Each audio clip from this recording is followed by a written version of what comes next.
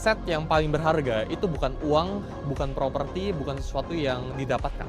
Tapi aset paling berharga itu diri kalian sendiri. Aset yang paling berharga itu sering nggak punya angka di laporan keuangan.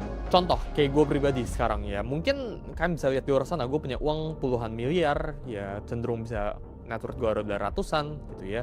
Gue punya mobil, gue punya jam tangan, gue punya aset, gue punya banyak banget gitu ya, Bitcoin dan sebagainya. Itu kan bentuk dari aset. Tapi menurut gue, aset ini itu adalah aset yang paling murah yang lu bisa punya.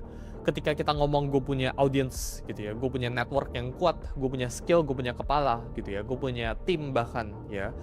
Ini aset yang lebih mahal. Jadi urutannya itu aset ya, jadi kayak uang gitu ya, saham, kripto, terus ya mobil, jam tangan, semuanya bentuk itu gitu ya.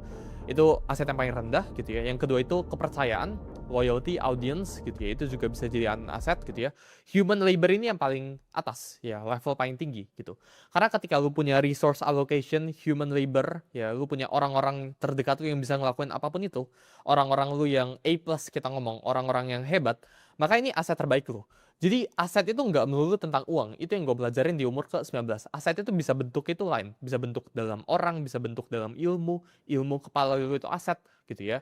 Karena gini, kalau uang lu itu aset lu, kalau gue sekarang riset semua uang lu, apa kalau bisa dapetin balik uangnya gitu ya. Kalau tanya gue, jawabannya gue bisa gitu ya. Karena gue punya apa yang gue butuhkan dalam kepala gue punya ilmunya, gue punya networknya, gue punya skillnya. Jadi gue pribadi ya nggak pernah ngelihat diri gue itu seberapa kaya dari seberapa banyak uang yang gue punya ya. Karena menurut gue uang itu merupakan lagging indicator.